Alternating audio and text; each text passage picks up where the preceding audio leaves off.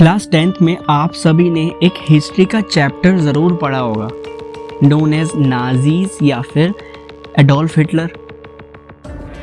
वहाँ पर बताया गया था how Aryans are the biggest enemy of Jews and as per our history text book Adolf Hitler kills over 6 million Jews in just 3 years from 1941 to 1945। मतलब Nazis ने एक दिन में 5479 यूसेस को मारा था। Nazi are also famous for their inhuman experiments, लेकिन मैं ये कहूँ कि नाजीज जैसी एक और कम्युनिटी थी जिसने भर भर कर कई बार इनह्यूमन एक्सपेरिमेंट्स किए, तो आप कहोगे आई डोंट नो। तो वही बताने के लिए आ गया हूँ मैं। हेलो दोस्तों, मेरा नाम है पुष्कर। मैं आपका स्वागत करता हूँ जिक्र में, जहाँ मैं आपको सुनाता हूँ ज़िंदगी से जुड़ी कुछ सच्ची कहानियाँ। और आज मैं आपको बताने वाला हूँ कि हाउ 1938 की जापान आर्मी नरभक्षी बन चुकी थी, कि how they are just devils for society.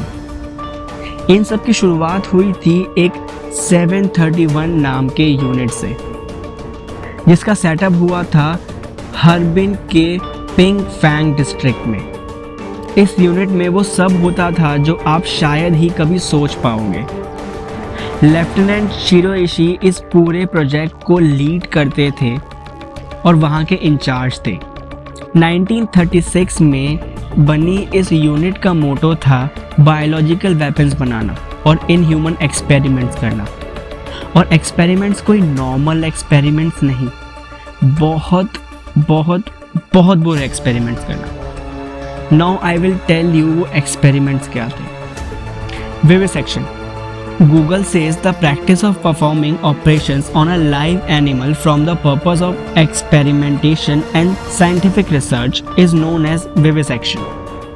जी हाँ, आपने सही सुना, जिंदा जानवरों पर एक्सपेरिमेंट करना विविसेक्शन कहलाता है। और अगर मैं ये कहूँ कि यूनिट 731 में यही हुआ था, तो यूनिट 731 के डॉक्टर्स विक्टिम्स को, और विक्टिम्स मतलब ह्यूमन को, बिना एनेस्थीसिया दिए, बिना बेहोश करे उन पे सर्जरी करते थे। किसी की आँख निकाल ली जाती तो किसी की किडनी निकाल ली जाती, किसी का लोअर जॉ निकाल लिया जाता तो किसी के टेस्टिस। आप खुद ही सोचिए, आपको बिना बेहोश करे आप पे ऑपरेशन किया जा रहा हो और बिना किसी पेन किलर इंजेक्शन के, कितना दर्द होगा, कितनी हालत ख़राब होगी। एक फैक्ट मैं आपको बताना चाहूँगा कि जितने भी विक्टिम्स विविसेक्शन से गुजरे थे, मतलब जिनके भी ऊपर विविसेक्शन परफॉर्म किया गया था, या तो वो एट द टाइम मर जाते थे या फिर वो मरते लेकिन दर्द और तड़पने के बाद। सभी की मौत का एक मेजर रीज़न था पेन, दर्द। उन्हें इतना दर्द होता था कि वो बिल्कुल बर्दाश्त करने लायक नहीं होता और वो एट द पर्टिकुलर टाइम आके मर जाते थे। Frostbite testing. सोचो आपके हाथों को ड्राई आइस या फिर लिक्विड नाइट्रोजन में डाल दिया जाए। तकरीबन 3 मिनट में आपके हाथों को कुछ फील नहीं होगा, और तभी कोई इंसान आपके हाथों पर जोरों से हथौड़ा चलाए, क्या होगा? यूनिट 731 में विक्टिम्स के हाथों को पहले फ्रोज किया जाता था, फिर उन पर अलग अलग तरीके के एक्सपेरिमेंट्स किए जाते थे। कभी तो उनके हाथों पर नॉर्मल टेम्परेचर का पानी डाला जाता था ताकि ये देख सके कि कितनी देर में हाथ वापस से नॉर्मल कंडीशन में आते हैं, या फिर कभी खौलते हुए पानी में, धधकते हुए पानी में उनके हाथों को डाल दिया जाता था। और कभी कभी उनको ऐसे ही छोड़ दिया जाता था, बस ये देखने के लिए कि क्या ह्यूमन बॉडी अपने आप को रिपेयर कर सकती है, मतलब अपने हाथों को वापस नॉर्मल टेम्परेचर में ला सकती है। As I told you earlier, उनके हाथों पर या तो हथौड़े मारे जाते या तो कुर्सी को उनके हाथों के ऊपर रख कर किसी को उस पर बिठा दिया जाता था। Disease test. Do you know what is syphilis? Syphilis is a kind of virus which can only spread by sexual contact In short, it is an STD, sexual transmitted disease. Syphilis एक बीमारी है जो sex करने से फैलती है, but ये तभी होती है जब आप किसी सिफिलिस के पेशेंट्स के साथ सेक्सुअली कांटेक्ट करें। जैसे एड्स होता है ना कि एक बार किसी को हो तो कभी जाता नहीं है, वैसे ही सिफिलिस भी था, जिसको एक बार ये बीमारी हो जाए तो कभी ठीक नहीं होती। वहाँ पर मेल विक्टिम्स की बॉडी में सिफिलिस इंजेक्ट किया जाता और फीमेल विक्टिम को ज़बरदस्ती सेक्सुअली कांटेक्ट करने के लिए फोर्स किया जाता, और ये सब सिर्फ एक रिएक्शन देखने के लिए कि सिफिलिस बॉडी पर टाइम टू टाइम कैसा रिएक्ट करता है। अगर आपको ये भी कम लग रहा है तो आप ये सुनकर क्या कहोगे कि ये यूनिट और कितना गिर सकता है।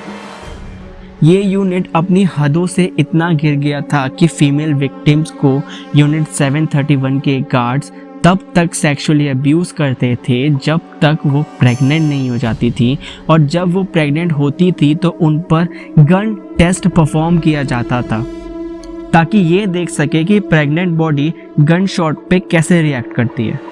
वेपन टेस्टिंग, इस यूनिट के विक्टिम्स को ओपन फील्ड में खड़ा कर दिया जाता और उन पर ग्रेनेड्स फेंक के ये टेस्ट किया जाता कि कितने डिस्टेंस पर ह्यूमन बॉडी कितना रिएक्ट करती है एक ग्रेनेड से।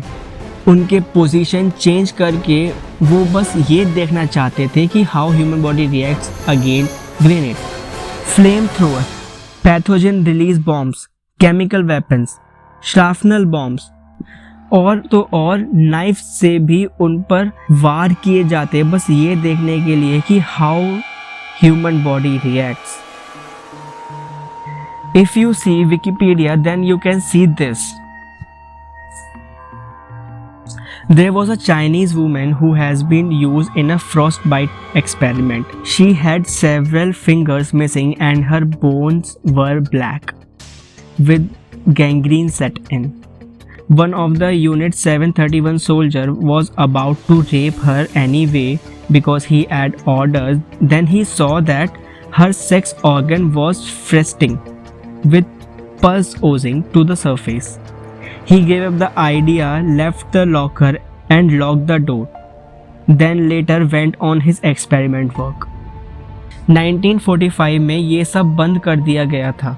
जितने भी विक्टिम्स इन सब के बाद भी बच गए थे उन्हें गोली मारकर मार दिया गया। जितने भी डॉक्टर्स और मेडिकल स्टाफ वहाँ पे काम कर रहे थे उन्हें ओथ ऑफ सीक्रेसी लेने के लिए कहा गया था, और इस सब का कमांडर, इस सब को लीड करने वाला था शिरो इशी। दोस्तों, आई वांट कि वाई शिरो इशी ही एक्सपेरिमेंट की जिम्मेदारी ले। और भी लोग थे, उन्हें भी एक्सपेरिमेंट की जिम्मेदारी लेनी चाहिए, जैसे ओटोजो यामाडे, किरोशी, यूजी तकाशु, ताओमी, तोहिनिदी, मसाओ, जेनसाकू, काजुओ, नोरी, नोरिमित्सु, किकुची युगी, शुंजी सातो।